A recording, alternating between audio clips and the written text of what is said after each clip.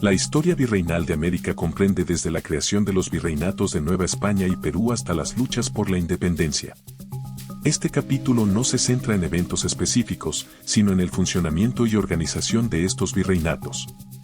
En cuanto a la jerarquía de poder, el rey de España ejercía autoridad suprema y tomaba decisiones sobre el gobierno de América. Desde los reyes católicos, pasando por la dinastía Habsburgo con Carlos I, hasta la llegada de los Borbones en 1700, quienes dominaron el último siglo de los virreinatos. El Consejo de Indias, fundado en 1524, fue una institución clave en la administración virreinal. Su primer presidente fue el obispo García de Loaiza, confesor del rey, y contaba con un secretario, fiscal, abogado y otros funcionarios encargados de supervisar el gobierno en América. El Consejo también elaboraba leyes y actuaba como tribunal de apelación. Antes de comenzar, no olvides suscribirte, darle like y activar la campanita y quédate hasta el final del video para descubrir más sobre los virreinatos de América. La Casa de Contratación de Sevilla, establecida en 1503 por los Reyes Católicos, regulaba el comercio entre España y América, organizando embarques, otorgando licencias y registrando pasajeros y mercancías. Posteriormente, su sede se trasladó a Cádiz. Navegantes y comerciantes pagaban la habería, un seguro marítimo para proteger sus bienes en caso de pérdida en alta mar. En América, el poder lo ejercía el virrey, representante del rey, encargado de la política y economía en el virreinato. Los virreyes, generalmente miembros de la alta nobleza y de confianza del monarca, designaban funcionarios, promulgaban leyes, otorgaban encomiendas y velaban por el buen trato hacia los indígenas. También supervisaban la Real Hacienda, encargada de recaudar impuestos, fijar tributos y gestionar los ingresos de la corona. Entre estos impuestos destacaban el almojarifazgo, gravamen de entre 7.5% y 15% sobre las mercancías, el palmeo, la alcabala, similar al IVA, y el tributo indígena, pagado por varones de entre 18 y 55 años en Perú. Para garantizar el control de los fondos, existían 48 cajas reales en América, custodiadas por 3 oficiales y protegidas por un sistema de 3 llaves. Los indígenas también contaban con sus propias cajas, administradas por caciques locales.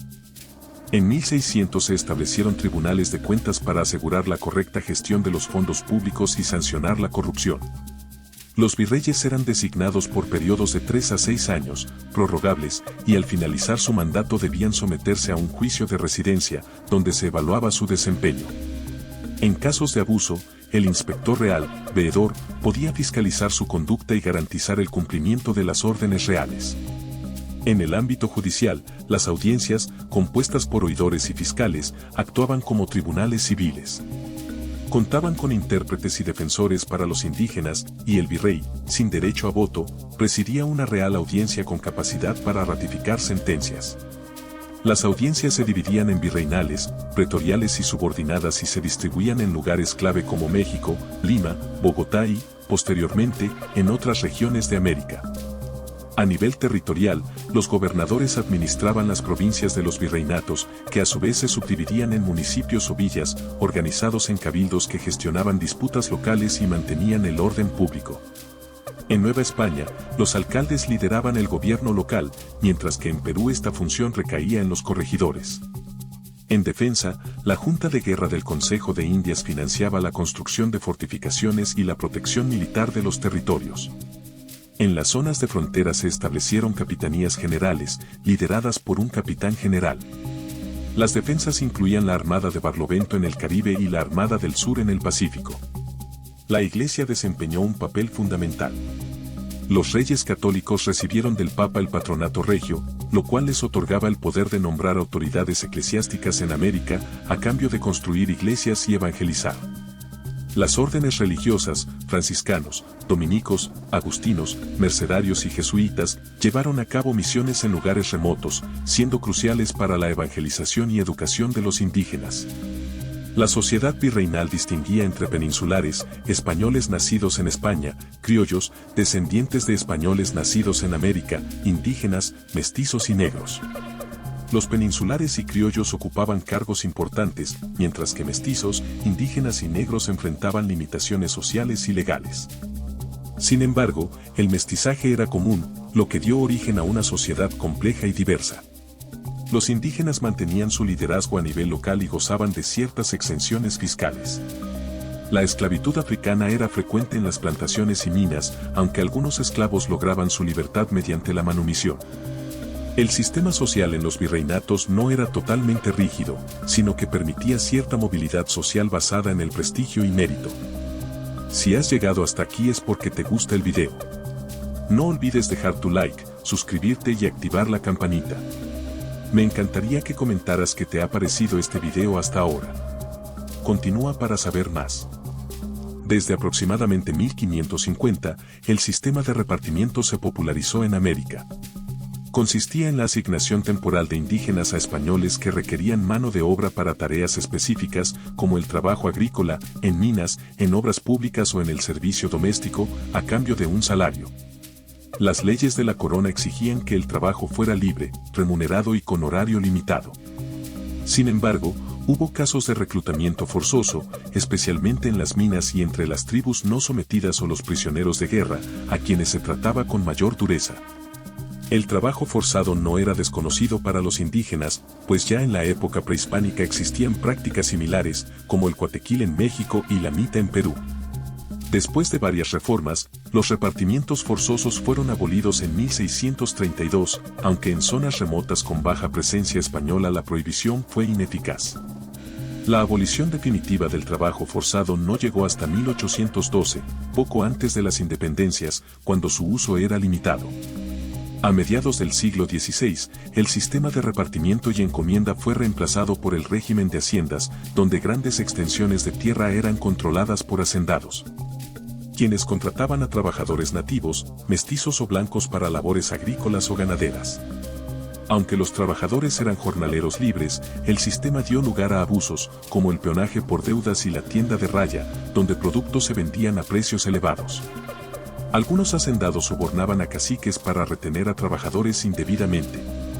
El sistema de haciendas se centraba en el comercio interno, mientras que las plantaciones, ubicadas en zonas tropicales como las Antillas, Nueva Granada y América Central, se dedicaban a productos de exportación como azúcar, cacao, tabaco, café y algodón, en su mayoría con mano de obra esclava africana. En Cuba surgió una élite llamada sacarocracia, que acumuló riqueza gracias al azúcar y el tabaco, mientras que en Venezuela se destacó el cultivo de cacao, comercializado como chocolate. A nivel local, existió un sistema comunitario indígena en el cual las familias producían para su autoconsumo, aunque debían pagar un diezmo y cumplir con el reparto de mercancías, lo que integró a los indígenas en el mercado colonial. Muchos indígenas criaban ganado y aves de corral para su propio consumo, y el comercio local, aunque menor, incluía la trashumancia en regiones como los Andes. Los oficios artesanales, carpintería, herrería, sastrería, entre otros, fueron adoptados rápidamente por los nativos, quienes trabajaban en talleres urbanos y domicilios.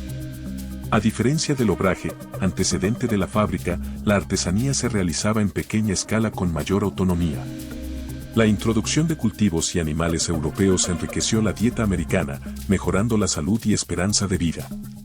Los europeos experimentaron una revolución de los carbohidratos con alimentos como maíz y patata, mientras que los americanos ganaron en proteínas, impactando positivamente en su salud general. Además, los nativos generalmente vivían separados de los colonos, conservando sus tierras, costumbres y lengua en la República de Indios.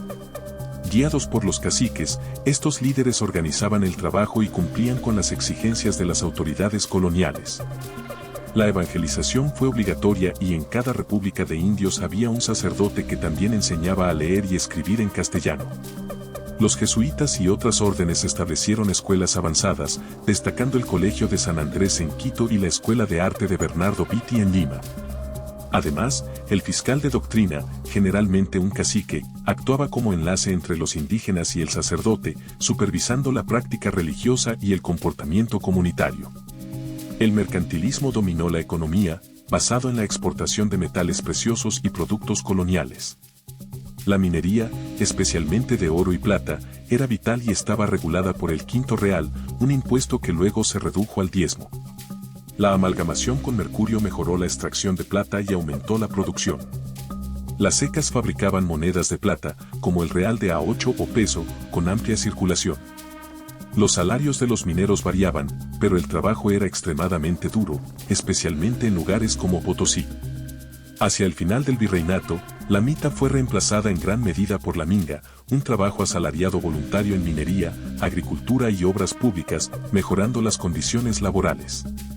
El comercio fue regulado mediante monopolios, como los asientos, que otorgaban derechos exclusivos sobre rutas comerciales, y los estancos, que monopolizaban productos específicos, como tabaco y sal. Esto dio lugar a compañías privilegiadas, como la Compañía Guipuzcoana de Caracas, que controlaba el comercio en Venezuela. Aunque impulsaron el crecimiento económico, estas políticas también fomentaron conflictos y revueltas que marcarían el inicio de las independencias.